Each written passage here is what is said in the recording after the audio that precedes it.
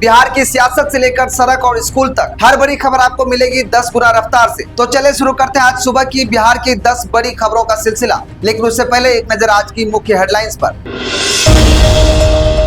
मुख्यमंत्री नीतीश कुमार के 30 मार्च को इस्तीफे की खबरों और राज्यसभा जाने की चर्चाओं से बिहार की राजनीति में उबाल। पटना के महावीर मंदिर में दर्शन के लिए 1 किलोमीटर लंबी कतार, पूरे राज्य में सुरक्षा के कड़े इंतजाम। बिहार के 15 से ज्यादा जिलों पटना, गया, मुजफ्फरपुर, सहरसा, पूर्णिया आदि में 28 और 29 मार्च को आंधी और बारिश की चेतावनी। बिहार बोर्ड 10वीं के नतीजों का इंतजार खत्म, जल्द जारी हो सकती है मार्कशीट, डाउनलोड करने की लिंक जारी। दरभंगा समेत कई जिलों में धान खरीद का भुगतान रुका, पैक्स के पास खजाना खाली होने से किसान परेशान। सहरसा लोकमान्य तिलक स्पेशल ट्रेन का परिचालन 31 मार्च के बाद बंद होने की खबर से यात्रियों में नाराजगी। मुख्यमंत्री महिला रोजगार योजना के तहत करोड़ों की राशि लाभार्थियों के खाते में ट्रांसफर, नई आवेदन प्रक्रिया शुरू। औरंगाबाद में ट्रिपल मर्डर की दिल दहला देने वाली घटना, पारिवारिक विवाद में 3 बच्चों की हत्या। जीएसटी कंपोजिशन योजना का लाभ लेने की आखिरी तारीख 31 मार्च, व्यापारियों को बड़ी राहत की उम्मीद। राज्य के सरकारी स्कूलों में नए सत्र को लेकर शिक्षा विभाग ने दिए नए निर्देश। चलिए अब खबरों को जानते हैं विस्तार से। बिहार की राजनीति इस वक्त एक बड़े चौराहे पर खड़ी नजर आ रही है। सियासी गलियारों में यह चर्चा जोरों पर है कि मुख्यमंत्री नीतीश कुमार आगामी 30 मार्च को अपने पद से इस्तीफा दे सकते हैं। सूत्रों का दावा है कि जेडीयू और बीजेपी के बीच किसी बड़े समझौते के तहत नीतीश कुमार अब केंद्र की राजनीति में सक्रिय होंगे और जल्द ही राज्यसभा भेजे जा सकते हैं। अगर ऐसा होता है तो बिहार में नए मुख्यमंत्री के चेहरे को लेकर खींचतान और भी तेज हो जाएगी। विपक्ष इस पूरी हलचल को सत्ता का खेल बता रहा है। रामनवमी के पावन अवसर पर राजधानी पटना पूरी तरह राममय हो गई। सुबह के 3 बजे से ही प्रसिद्ध महावीर मंदिर के बाहर भक्तों की लंबी कतारें देखी जा रही थी। यह कतार जेपी गोलंबर से होते हुए करीब 1 किलोमीटर से भी ज्यादा लंबी हो गई। प्रशासन ने सुरक्षा के पुख्ता इंतजाम किए। चप्पे चप्पे पर सीसीटीवी कैमरे और सादे लिबास में पुलिस बल तैनात है। मंदिर प्रबंधन का अनुमान है कि कल करीब 5 लाख से ज्यादा श्रद्धालु भगवान हनुमान के दर्शन किए। पूरे शहर में सुरक्षा को देखते हुए रूट डायवर्जन भी लागू किया गया है। मौसम विभाग ने बिहार के लोगों के लिए अगले 48 घंटे बेहद चुनौतीपूर्ण बताए हैं। पटना, गया, मुजफ्फरपुर, सहरसा और पूर्णिया समेत 15 से अधिक जिलों के लिए ऑरेंज अलर्ट जारी किया गया है। वैज्ञानिकों के अनुसार बंगाल की खाड़ी से आ रही नमी के कारण 28 और 29 मार्च को 40 से 50 किलोमीटर की रफ्तार से धूल भरी आंधी चल सकती है और भारी बारिश के साथ ओलावृष्टि की भी आशंका है। प्रशासन ने लोगों से अपील की है कि खराब मौसम के दौरान वे ऊंचे पेड़ों और बिजली के खंभों से दूर रहें। साथ ही किसान अपनी कटी हुई फसलों को ढक कर रखें। बिहार स्कूल एग्जामिनेशन बोर्ड के मैट्रिक परीक्षार्थियों का लंबा इंतजार अब कुछ ही घंटों में समाप्त होने वाला है। बोर्ड के सूत्रों से मिली जानकारी के अनुसार टॉपर्स का वेरिफिकेशन और कॉपियों की जांच का काम 100% पूरा हो चुका है। आज दोपहर 1 बजे तक रिजल्ट जारी कर दी जाएगी। शिक्षा मंत्री और बोर्ड के अध्यक्ष आनंद किशोर ने प्रेस कॉन्फ्रेंस कर नतीजों की घोषणा कर सकते हैं।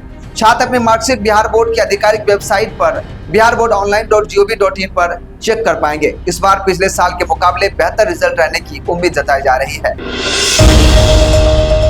उत्तर बिहार के दरभंगा और मधुबनी जिलों में धान खरीद को लेकर बड़ा संकट खड़ा हो गया है। सरकार की ओर से पैक्स के माध्यम से धान तो खरीद लिया गया, लेकिन हजारों किसानों का भुगतान पिछले 2 महीनों से अटका हुआ है।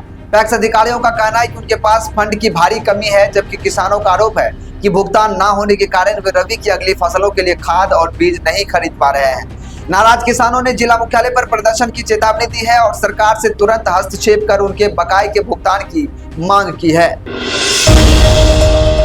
कोसी क्षेत्र के यात्रियों के लिए रेलवे की तरफ से एक बुरी खबर सामने आई है। होली के बाद काम पर वापस लौटने वाले प्रवासियों के लिए लाइफलाइन माने जाने वाली सहरसा लोकमान्य तिलक स्पेशल ट्रेन का परिचालन 31 मार्च के बाद बंद करने का निर्णय लिया गया है। रेलवे बोर्ड के इस फैसले से यात्रियों में काफी आक्रोश है, क्योंकि मुंबई जाने वाली अन्य नियमित ट्रेनों में वेटिंग लिस्ट 200 से पार पहुंच चुकी है। स्थानीय जनप्रतिनिधियों ने रेल मंत्रालय को पत्र लिखकर इस स्पेशल ट्रेन की अवधि कम से कम जून तक बढ़ाने की मांग की है, ताकि यात्रियों को असुविधा न हो। बिहार में महिला सशक्तिकरण को बढ़ावा देने के लिए मुख्यमंत्री महिला रोजगार योजना के तहत सरकार ने खजाना खोल दिया है। कल पटना में आयोजित एक कार्यक्रम के दौरान हजारों महिलाओं के बैंक खाते में स्वरोजगार के लिए 5-5 लाख रुपए की सहायता राशि सीधे ट्रांसफर की गई।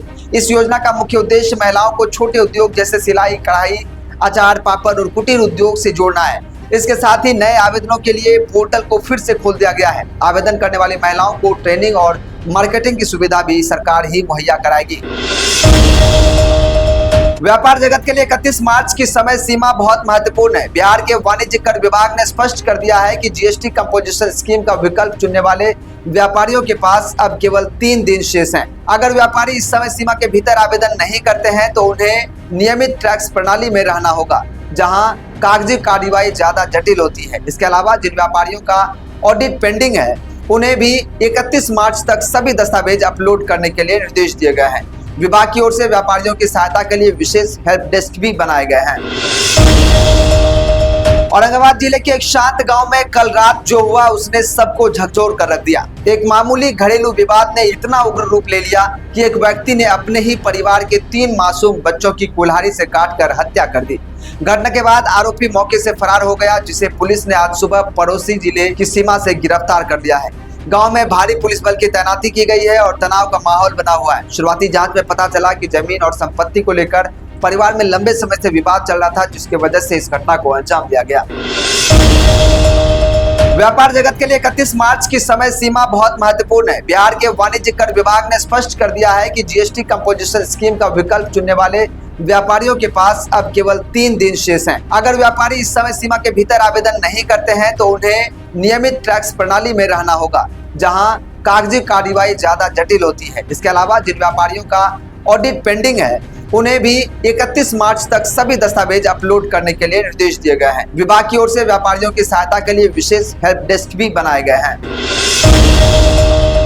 शिक्षा विभाग के अपर मुख्य सचिव ने राज्य के सभी सरकारी स्कूलों के लिए एक नया वर्किंग कैलेंडर जारी किया है। 1 अप्रैल से शुरू हो रहे नए शैक्षणिक सत्र में अब शिक्षकों और छात्रों की 75% उपस्थिति अनिवार्य कर दी गई है। आदेश के अनुसार अब सुबह 9 बजे से लेकर शाम 4 बजे तक स्कूल का संचालन होगा और क्लास खत्म होने के बाद शिक्षकों को कमजोर बच्चों के लिए विशेष कक्षाएं लेनी होंगी। लापरवाही बरतने वाले हेडमास्टरों और शिक्षकों पर सीधे वेतन कटौती की कार्रवाई की जाएगी। विभाग ने यह भी सुनिश्चित किया है कि छात्रों को पहले हफ्ते में ही नई किताबें और ड्रेस के पैसे मिल जाएं।